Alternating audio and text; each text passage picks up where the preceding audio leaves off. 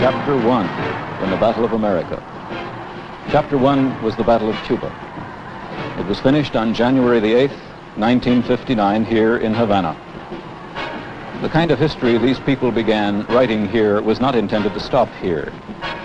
As the men who led this revolution see it, there are 19 more chapters to follow, one for each of the countries in South America where conditions are right for this. And this is revolution. As revolutions have gone throughout the world since the end of World War II, this one in Cuba holds no special honors or distinctions. But revolutions have gone until this one. The Cuban Revolution is very special. It's very special for several reasons, and all of them are pretty much a mystery to this fellow, John Q. American here, who is particularly wrapped up in that Cuban Revolution.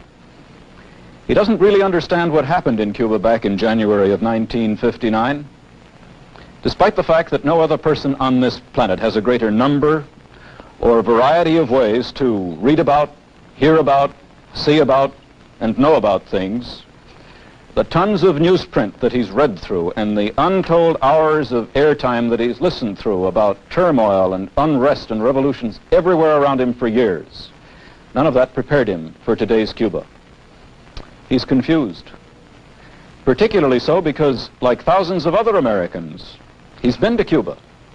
As a matter of fact, he was there vacationing only a few weeks before that scene you saw on the screen a moment ago happened in Havana. When he was there wasn't much to suggest to him that things would go as they have gone in that island country. What John Q. American didn't see in Cuba when he was there, and what happened in Cuba, is tonight's Cuba, the Battle of America.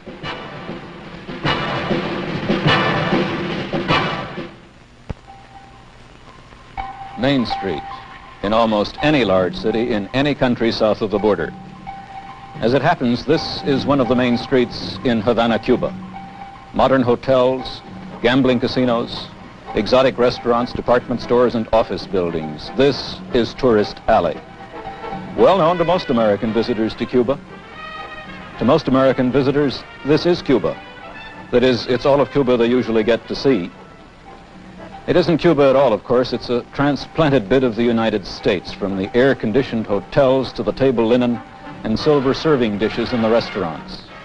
Most of what you see on your screen was built by Americans, in fact. In Havana's case, much of that transplanted bit of North America was built by a very special group of Americans who have given too many of the Cuban people a somewhat peculiar picture of what life in America must be like. John Q. there had a whale of a time in Havana back in December of 1958, several weeks before Castro reached that city. I'm Albert Burke. I'll try to tell you how and why this was the case.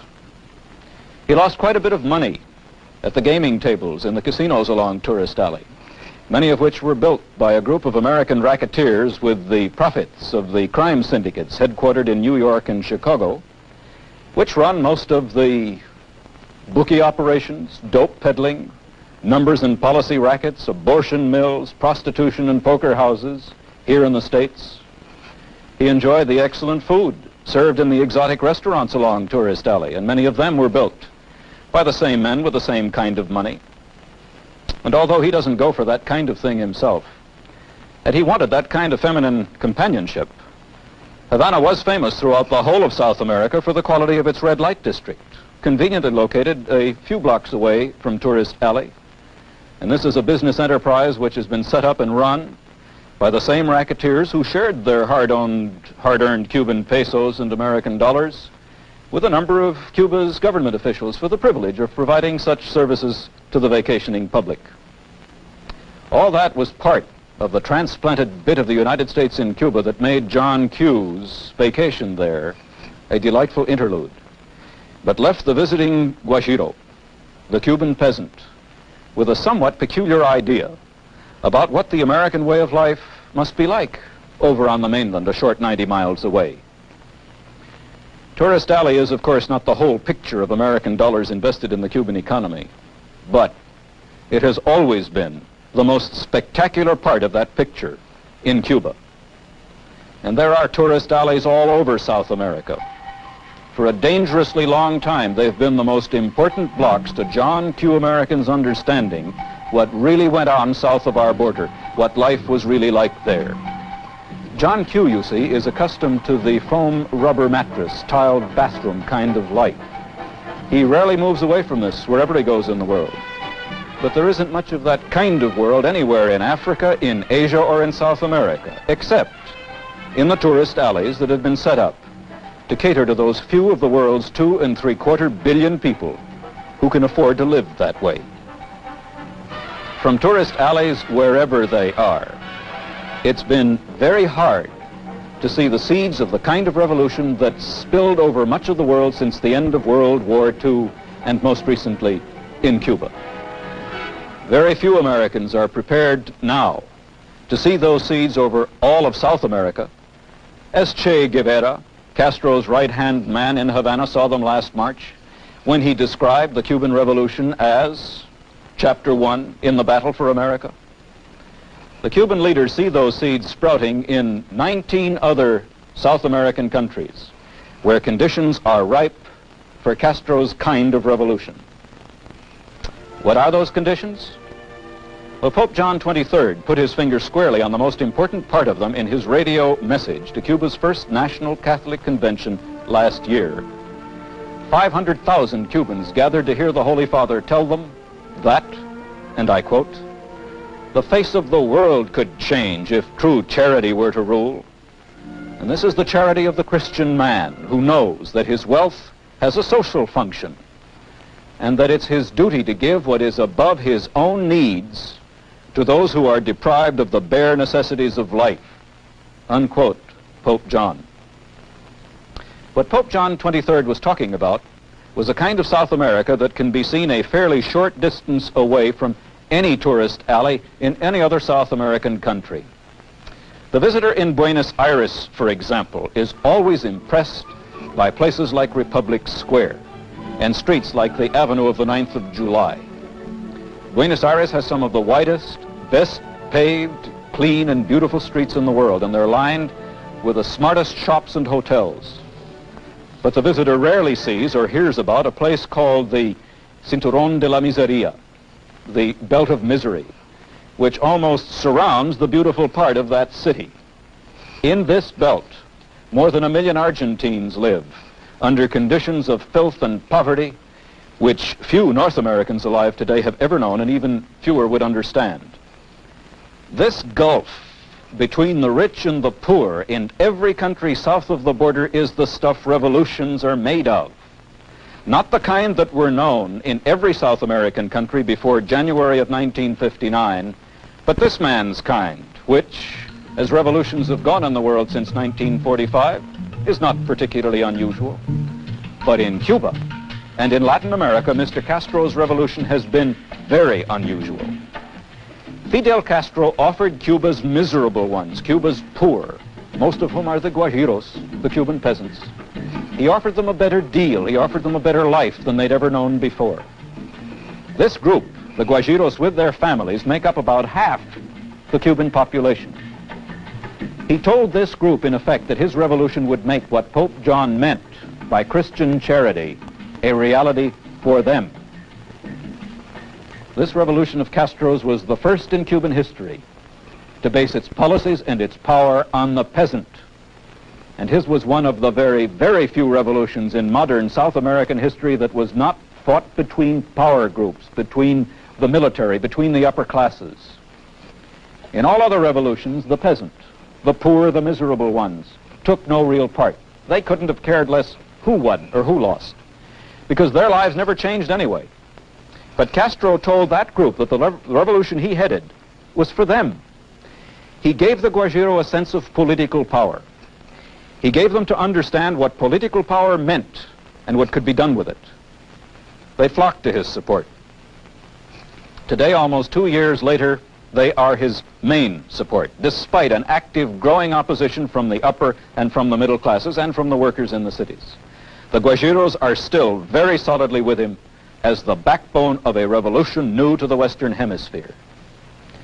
Now, these are the conditions that give men like Che Guevara, Castro's right-hand man in Havana, The confidence he felt last March when he said that Cuba was only chapter 1 in the much bigger revolution to come in the whole of South America. That he wasn't just batting his gums about this was pointed up by the visit to Cuba earlier this year by Llano Quadros. At that time, Quadros was a candidate for the presidency of Brazil. And during that visit to Cuba, he said that he would follow the example set by Fidel Castro in his country if he was elected. He also said that Brazil had many problems like those in Cuba. Problems of corruption, problems of inflation. And he said there was a long overdue need for basic reforms. Well, 3 weeks ago, Llano Quadros there won Brazil's presidential election with a landslide majority. And if his opinions about the Cuban Revolution have not changed since that visit, Chapter 2 in the Battle of America may be written with or without a revolution in South America's largest nation. Whatever happens to Castro in Cuba, or to his revolution in the future, whether Castro stays on as the maximum leader, as he's called, or whether his revolution fails, Cuba will never be the same again. It will never go back to things as they were. South America will never be the same again either. Pope John warned in that talk that the gulf between the rich and the poor had to be bridged. The continent to the south of us will never be the same again because the word's gotten around that that gulf can be bridged. That for the Venezuelan and the Bolivian mestizo and for the Paraguayan and the Brazilian Indian, better lives are possible.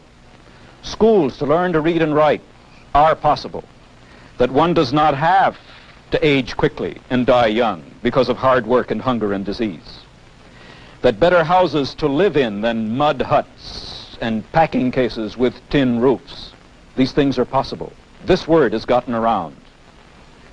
The trouble is, though, that this word is not being spread by Christian men who practice a Christian charity, as Pope John suggested. It is being spread by revolutionaries who practice a very different method, as suggested by the men who offered these goods and services to Mr. Castro to help him try to stabilize his revolution in Cuba. These are Soviet jet fighters, the kind Mr. Mikoyan of the USSR has offered Cuba's maximum leader. They point up a problem which seriously concerns and disturbs all Americans right now, the problem of a communist-controlled or communist-influenced military base in the Americas. There are reports that in addition to the building of airfields for planes like these, Soviet technicians are at work in Cuba now, building hard missile launching sites which could cover every part of the United States. There are reports, too, about Soviet and communist Chinese technicians building submarine pens for possible future use by the submarine fleets of the two major communist powers. Reports and rumors which we here have looked into and which we would like to have you look into, too, after a short time out. What we've heard about the activities of Russians and Chinese in Cuba today has come to us from men like Ray Robinson, for example, who was a pilot for Cubana Airlines. Robinson was a first lieutenant in the United States Air Force before that, and a short time ago he told our man in Miami, Alexander Rourke, about Soviet MiG planes, missiles, and submarines in Cuba. How many MiGs did you say that they have there? Well, at the time that I was there, the last count I had was somewhere around 35, but it's been a great lapse of time since that time, so they might have more because there has been quite a bit of shipping in and out of Russian and have you seen the Russians and the Czechs? Yes, I have. I've seen them on quite a few occasions, and also I've seen two red Chinese. Since just recently left there, they're coming out more and more in Cuba. What about, we've heard these rumors of rocket bases and so forth in Cuba. What have you heard about them? Well, I understand at this present time now in the Rio del Pinar area that they have actually started construction of somewhat close resemblance of a rocket base in that area. And I'm not too sure as to, I've never seen it myself, but I have had very good reports through reliable sources that they were there. And also airfields that they're going to expand for larger type aircraft bombers and so on. Ray, have you heard anything about the rumors of submarine bases being built out on Key Largo and things? Yes, we have. We have heard many rumors. Many of the people there will talk about have believed that there are started construction on sub-base, and especially if it's nothing for just refueling. And the reports go on, with Neil Macaulay next. He was an American who fought for Castro, was given a farm in Pinar del Rio in Cuba for his services, and then pulled out of Cuba to escape the communist takeover there. Said Mr. Macaulay, there are a number of people there who came from behind the Iron Curtain. There are a number of Russians and probably more Chinese communists, and various assortment of Czechs and Poles, Hungarians and Yugoslavs. The Russians are the most conspicuous because they always go in groups of 3 or 4. They always have to have a secret policeman or a Communist Party member among the group, and they don't mix with the people at all. They wear these heavy blue serge suits in the tropics, and they're out of place. They just look foreign there in Cuba. Have you met any of them? Well, I met a agricultural team in Pinar del Rio province, and Well, what do you think these people are there for? Are they just agricultural technicians, or do you think they have more important duties? oh well, I'm sure that there's a good infiltration of Secret Service, secret policemen, or intelligence agents mixed into this group. And there, of course, these, I'm certain that they're political organizers, too. what Ray Robinson and Neil Macaulay were talking about in those interviews was the problem of Cuba right now as most Americans see it. And this is the problem of a communist-controlled or a communist-influenced military base in the Americas, which poses a direct, head-on military threat to our homes, our factories, and to our future. These are the obvious things that concern and disturb us about a Cuba in which the only organized political party allowed to operate today in Cuba is the Partido Socialista Popular. This is the Communist Party.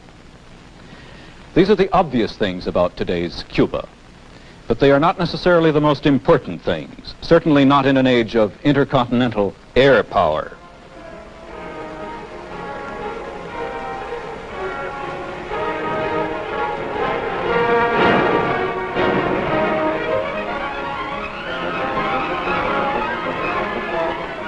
Intercontinental ballistic missile power.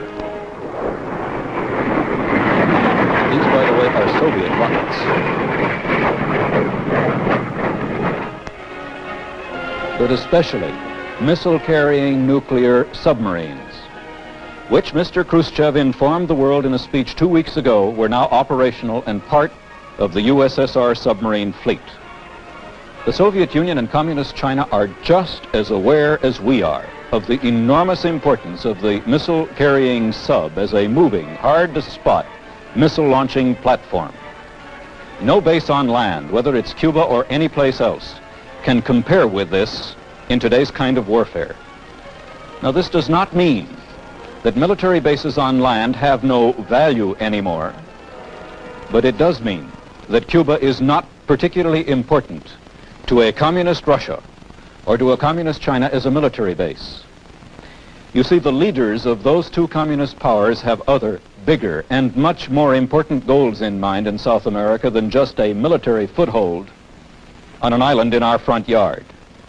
Cuba is particularly important to the Soviet Union and to Communist China in other ways, about which John Q. American there, and that means all 180 million of us, knows little or nothing.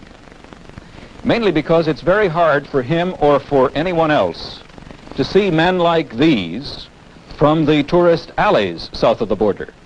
These men seldom, if ever, get into the hotels, the bars, or the gambling casinos of those alleys. But these men, and what moved them to the kind of revolution they pulled off successfully there almost 2 years ago, makes that island, the island of Cuba, particularly important to both of the communist powers. What is there about those men and their revolution in Cuba that's so special? Well, something that this fellow is supposed to have decided about 43 years earlier, as he tried to make another revolution stick and work in Russia. The man addressing this crowd is Lenin, the father of his country, the first communist-governed country in history. Lenin had to face a problem soon after his followers had taken over the Russian Revolution to set up the world's first communist state, and his problem was that Russia was supposed to be only one of many states that would explode in revolution after the First World War. There was supposed to be a rising of workers and peasants all over the world to lead to a communist world. But this didn't happen. Lenin is supposed to have decided at that time that the best way to bring about a communist future for the world would not be by concentrating on revolutions in the advanced industrial nations, but by working for revolutions in the colonies, in what were called the spheres of influence of the empire powers, that is, Britain, France, Belgium, the Netherlands, and Portugal, and all the rest. Lenin is supposed to have phrased that decision in these words, and I quote, "The way to victory for communism over the West lies by way of Peking and Calcutta in Asia." Well, the experts on Soviet affairs have never been able to get together about this statement. Some say Lenin did make it, some say he didn't. But this doesn't really matter, because another Soviet leader did say much the same thing only a few years ago. This man, shortly before he died, back in 1953. Stalin said that the way to victory for communism in the world lay in an alliance of the Soviet Union's interests with those of the former colonial and oppressed peoples of the world. Lenin's statement has been around much longer than this man's, but both statements lead straight out of the past to much of the kind of history that has been made by the communists since the end of World War II in Asia. What these statements have to do with men like these, we'll get into in a moment.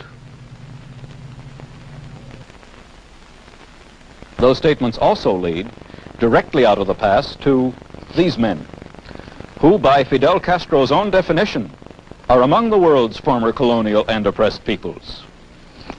Now, according to that definition, Cuba was first made a colony of and oppressed by Spain, and this was in the early 1500s. Well, the Spanish-American War put an end to Spanish rule in their island country, but Cuba then became what amounted to a colony of and was oppressed by the United States, and this was in the late 1800s. According to Castro, this situation lasted until about January the 8th, 1959, which was when his revolution reached Havana to finish Chapter 1 in the Battle of America. This may not be history as you know it from your American history books, but it is the kind of history these men believe, which is now being written into new Cuban textbooks for the primary and secondary schools in their country. For Juan Desprado here, it was a kind of history that this man wanted to see end. Juan had one burning ambition when he joined Castro in the Sierra Maestra Mountains back in 1956, and his ambition was to see Cuba free. That is, free of a government and a way of life that allowed what this man called foreign interests and big landowners to take Cuba's best farmlands away from Cuban farmers to be worked for the benefit of people outside Cuba. What he had in mind particularly was 7 companies that owned about 5 million acres of Cuban farmland, which turned out agricultural products that few Cubans used and profits that few Cubans saw. Those 7 companies had their home offices in the United States, and those 5 million acres were about half of all the land under crops in Cuba. They were paying dividends to American investors away off in the United States. This was colonialism to Juan Desprado. And so this man fought for what he called freedom and for land reform in his nation of mostly farmers. His friend Núñez Iberas here had worked for several years as a mechanic in the Guantanamo Naval Base, and this is the American military base in Oriente Province off in eastern Cuba. Núñez was one of 8 children born to Guajiro parents, peasants who owned no land, who made their living cutting cane for one of the 161 sugar grinding mills on the island. Until Núñez was 15 years old, his world reached all the way from his bohío to the general store in the village. And the bohío was home. That is, it was a squat usually windowless, airless shack made of leftover palm tree lumber. The Bohio was home to hundreds of thousands of Cuba's peasants who lived and worked their lives away under conditions that were the rule in Europe about 1,000 years back. Now, these were primitive farming conditions under which the peasants aged fast and died young. Nunez was 15 years old when his father died, at the ripe old age of 36. His father was helped to an early death by a variety of infections and diseases that still affect most of his people, that is, outside the cities. There were health services in Cuba, and there were good ones too in the cities, but they didn't quite reach down to the level of this man and his family. Hunger reached down to the level of this man, though. Nunez knew hunger every year of his life, even when his parents both had jobs during the sugar time. During the very long off-sugar season, when there was no other work of any kind to be had, things would get pretty desperate for these people. Nunez Iberas joined Fidel Castro in the Sierra Maestra Mountains back in 1956, and he had one burning ambition by that time, which was to see Cuba free. Free of governments that did little or nothing for the bulk of Cuba's people, that is, the farming peasants, and free of a way of life that kept the Guajiros out of the 20th century. Nunez worked up this burning ambition while he worked at the American Naval Base at Guantanamo Bay, which, like most of Tourist Alley in Havana, was a transplanted bit of the United States in Cuba. At Guantanamo, Nunez saw the 20th century up close. He saw it in decent housing, in good schools, in medical care, and in good wages. He heard all about the good life on the base radio. He saw it in American moving pictures and on television. And Nunez was converted.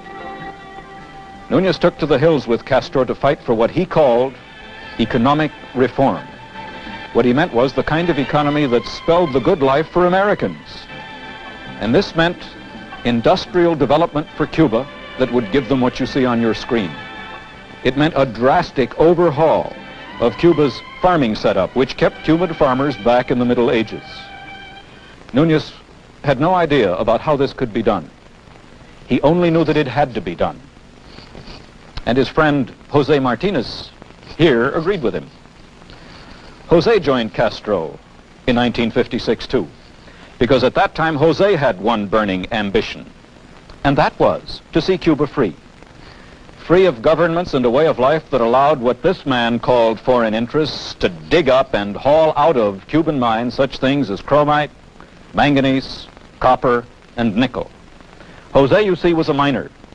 And although he received pretty good wages working for a Cuban branch of an American company in the United States, he resented the fact that Cuba's mineral riches were not being worked in Cuba to make more jobs and better lives possible for his people. Instead, Cuban iron ore, as an example, was shipped off to places like the tidewater plants of the Bethlehem Steel Company off in Baltimore, Maryland. And away off there, Cuban ores were used to make more jobs and better lives possible for Americans. Jose Martinez wanted to see economic reform in Cuba too. That is, the kind that would force foreign users of Cuban minerals and ores to mine them and process them in his country. As he saw Cuban history, ever since the year 1511, foreigners, first Spain, then the United States, had been pulling minerals and ores out of Cuba with little or no benefit to his people.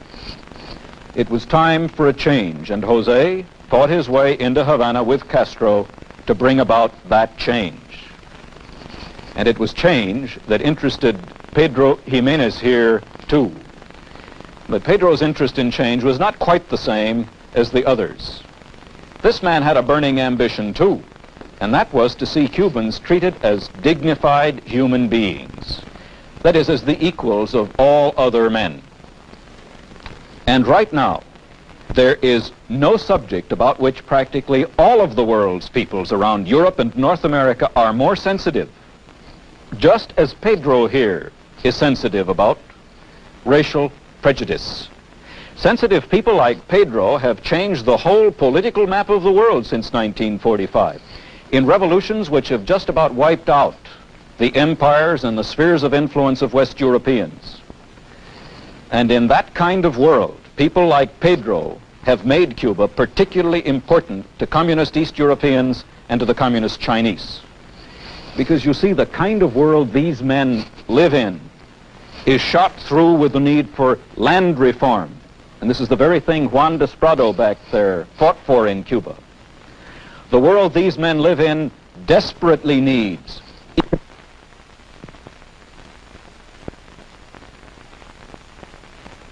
no subject about which practically all of the world's peoples around Europe and North America are more sensitive, just as Pedro here is sensitive about racial prejudice.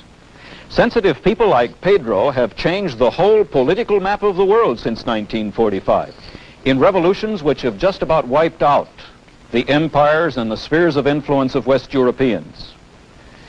And in that kind of world, people like Pedro have made Cuba particularly important to communist East Europeans and to the communist Chinese. Because you see, the kind of world these men live in is shot through with the need for land reform.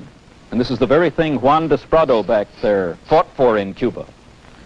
The world these men live in desperately needs economic reforms, industrial development to change the world from the poor agricultural place it is to the better, more industrialized place it could be, just as Núñez Iberes and Jose Martinez fought for this in Cuba.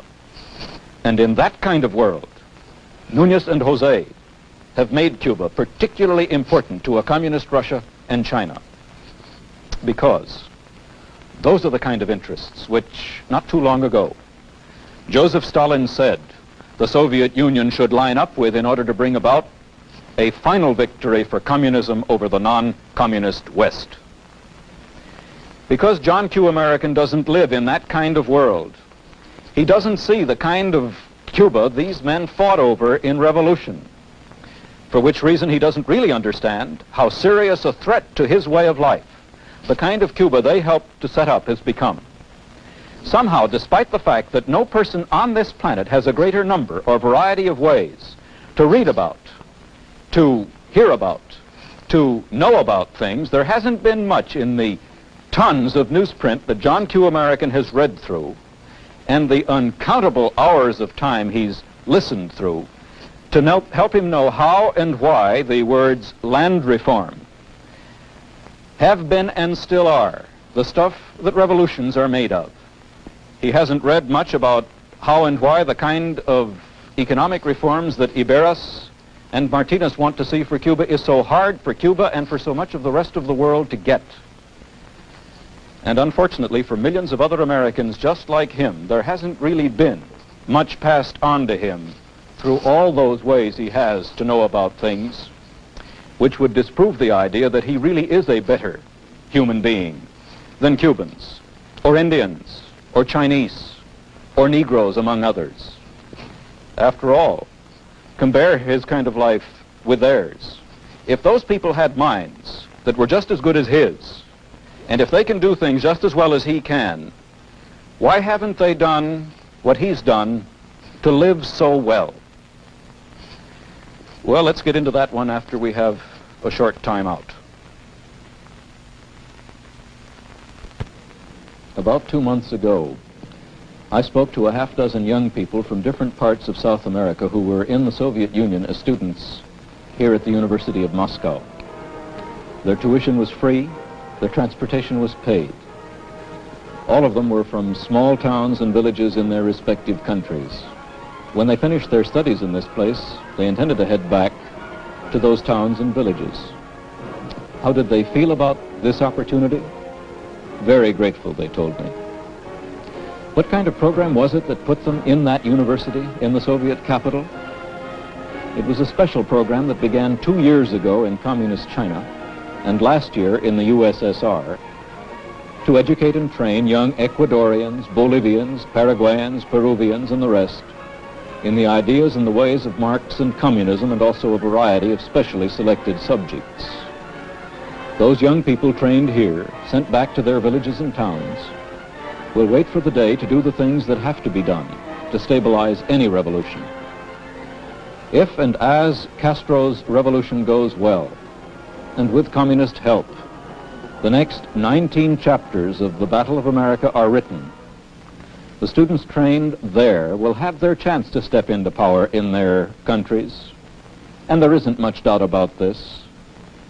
This will happen for very much the same reasons that Cuban communists are moving into power in Cuba now. You see, Fidel Castro could fight a revolution without people trained in economics and in finance and in problems of transportation and communications, without training in running businesses and industries and agriculture. But Castro could not stabilize his revolution without such people. When I asked those young South Americans at the University of Moscow this summer what courses they were taking, interestingly enough, they were studying economics, finance, problems of transportation, communications, and the rest. It's an important characteristic of revolutions that they leave political, social, and economic vacuums, because the people who run revolutions find that they cannot trust the people they revolt against. And in order to make their futures secure, they often use very effective methods to make sure that people like these will not endanger their revolution. This fellow on your screen may have been trained in some important field of government work, but to these men, he's the enemy. And in dealing with such enemies, the way you are about to see, what you are about to see, is the stuff that vacuums which follow revolutions are made of.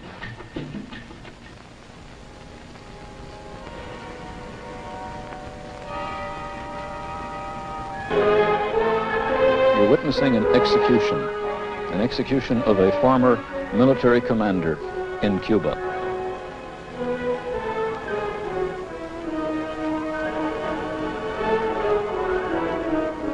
He's been given the choice of giving the command for his own execution. And so enemies disappear in revolutions. You see, it's an important characteristic of the vacuums created by revolutions. It's an important characteristic of vacuums, as any good physics textbook will point out, that vacuums can be filled and filled easily. Who was there in Cuba among those Castro and his revolutionaries could trust? And by that I mean not from the upper or the middle classes or from the workers either, because those groups had been in with the government Castro threw over. Who was there in Cuba among the farming peasants, particularly from those small towns and villages, who could step in to fill the vacuum after Castro came to power? Where were the non-communist, educated and trained people from those small towns and villages to fill that vacuum? In other words, what force have we prepared? What force are we thinking about preparing now, as the Soviet Union and Communist China are now preparing those young South Americans in special schools?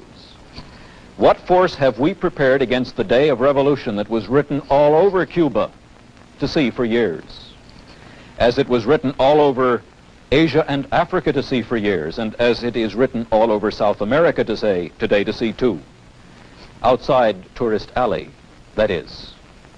Those training programs for South American students in Moscow and in Peking are communism's investment in the future. And this is the future that Mr. Stalin laid out through places like Cuba as the way to a communist future for the world. And this is the same future which Mr. Khrushchev and Mr. Mao Zedong now assure the whole world will someday be theirs. What investment have we made, or are we thinking of making, to see to it that that future will not be Khrushchev's or Mao Zedong's? Is this to be our investment against a communist future for the world? This is a meeting in Miami, Florida, in that city's Flagler Park. And this is a group of Cuban exiles who call themselves the Alliance for Liberation. These people have one burning ambition today, and that burning ambition is to see Cuba free, but this time free from Castro. There are all kinds of Cuban groups like these, most of them disunited, disorganized, but intensely, wholly committed to counter-revolution against Castro. I am Captain Aquiles Chinea. I was commander of the San Julian base in Pinar del Rio. I was chief of the army school there. When 6 communists were sent to teach at the school, I reported this to Fidel. This was last March. I then realized that Fidel too was a communist. I had to go underground and took refuge in the Brazilian embassy in Havana. After 3 months, I was transported to Brazil and then came to the United States. I am member of the anti-communist Christian Front and the Alliance for Liberation. I am ready to join those already fighting Castro. This is Dr. Antonio Verona. He was Speaker of Cuba Senate. Then he was Prime Minister. Today, he is in exile and a counter-revolutionary. And his group is called the Auténtico Party. Then there is Dr. Justo Carrillo. This man headed Cuba's development bank, where he saw receipts for money sent to agents working for Castro and the communists in the other countries of South America. He escaped from Cuba and today is with the Democratic Revolutionary Front. And Dr. Aurelino Sanchez Orango, once Minister of Cuban Education. He was a strong anti-Batista man. Today, he's preparing to fight Castro. This is Captain Manuel Artimes, who left medical school to join Castro and his revolution, only to learn later about Castro's plans to move Cuba into the communist world. He heads a group called the Counter-Revolutionary Movement of Revolutionary Recovery. Dr. Jose Roscoe, who went to school, then college with Fidel Castro. Today, he is the brains behind the Christian Democratic Movement, the fastest growing counter-revolutionary movement in Cuba. And Pedro Diaz-Lanz, the former head of Castro's Air Force. He was the first Cuban official to defect. He came to the United States by sailboat and warned a United States investigating committee about a communist takeover in Cuba. To back up the hopes of those counter-revolutionary groups, tools like these are being collected, second-hand weapons of all kinds, which are loaded into small boats like these for increasingly dangerous trips to Cuba, taking in supplies and bringing out refugees and fugitives from Castro's police. In this way, many exiles have gone back to Cuba to fight, and many of those exiles have died. Many more will. Now, at this point, John Q. American, you and I face a problem. Are those highly emotional, disorganized, many-interested, counter-revolutionary Cuban forces with no clear-cut program to meet the problems of a Cuba that those men fought under Castro to correct? Are those people armed with the latest weapons like these, put in their hands, where they practice the use of these weapons not far from Miami, Florida? Are men like these, with this kind of training, later to be carried out of the United States in American ships? Are these men and these weapons to turn Cuba into a battleground again? The question is, are those groups you saw and the methods you saw there to be our investment to keep the battle of America from going communism's way in the other 19 countries south of the border? The question is this an effective answer to communism anywhere in the world? How does this solve the problem of land reform? How does this solve the problem of economic reform, of industrial development? How does it solve the problem of race prejudice? As these things are the stuff revolutions are made of in today's kind of world. Let's go to Mr. Macaulay again to get a view of this. Do you think that the United States should intervene, or just what do you think is the solution? Well, Ellis, I don't have a solution. This is a tough problem. I'd like to see some steps taken. I don't know what the United States can do as far as aiding the Cuban people in ridding themselves of the communist dictatorship. I think something more has to be done than we did in Hungary. We've got to give these people some sort of help, but just what help, I can't say. What about the possibilities of the Cubans within Cuba and the exiles from outside doing something? Do you think they have much of a chance? Frankly, I don't think they have much of a chance. The situation gets worse as time goes by. The chances of overthrowing Castro diminish with time. The Russians are getting a stranglehold on Cuba now. They're sending in the arms, the equipment, the planes, the tanks, everything Castro needs to put down any popular rebellion. There's more to come on this subject in just a moment. We live in the world of the Juan Desprados and the Jose Martinez.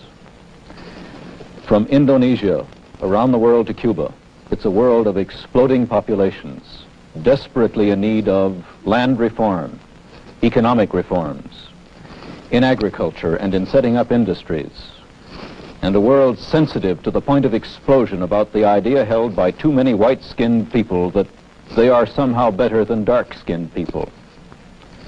These are some of the more important things revolutions are made of today, but communists didn't create them. These problems showed up in human affairs before the first Bolshevik was out of diapers. And these problems would be around to spark revolutions in human affairs if every communist on earth very conveniently were to kick the bucket and die off this minute. Communists didn't create the stuff today's revolutions are made of, but they have fed on that stuff from Russia to Cuba. The Russian Revolution was not a communist revolution back in 1918, but it became one. And nothing did more to keep the communists in business in that country about 40 years ago than the idea that was tried then by this country and others in Europe to deal with the stuff of revolution there by backing Russian counter-revolutionary groups with bullets. More than 3 years of bullets and counter-revolution in Russia did not destroy communism there for two reasons.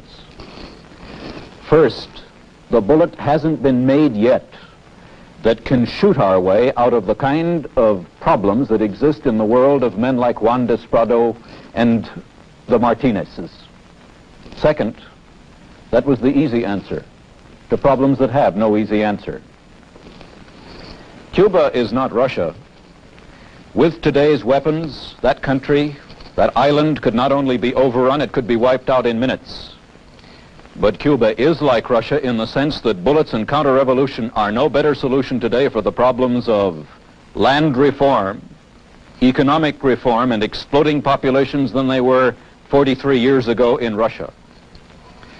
Look hard at history as it happened, particularly during the past 15 years. 15 years and some $90 billion after World War II, despite all the military pacts, the treaties, and the defensive alliances we've put through in the best top hat, cutaway coat, and striped trouser kind of diplomacy. Despite military assistance, technical assistance, economic aid, and Point 4 programs, communists have fed on the stuff that makes revolutions, have taken over other people's revolutions right into Cuba here in the Western Hemisphere for two reasons. First, the dollar hasn't been printed yet that can buy our way out of the kind of world the Juan Desprados live in. And second, bullets and counter-revolutions are still the easy answer to problems that have no easy answer. There are no easy answers to deal with the stuff revolutions are made of. There are no easy answers to communism. There's only hard work. Hard work by each individual thinking and voting American, who must work hard to understand that the key to the survival of our way of life today lies in dealing with the kind of world those men live in. Not just understanding it, but willingness to work in it, away from the tourist alleys and the tiled bathroom kind of life, to defend America. And not just in the battle of America, which Mr. Castro has in mind for South America, but in the battle of the world, which communism has in mind for this whole planet. This means hard work to face head-on and deal head-on with the problems of exploding populations, land reform, economic reform, but most important, the demand by human beings everywhere, even here at home, for dignity. To do this by other means than bullets and blank checks passed around by blank minds. Until we do this, it will not be communism that wins the world. It will be democracy that loses it. I am Albert Burke. We haven't finished with this subject. We'll be back. But thank you.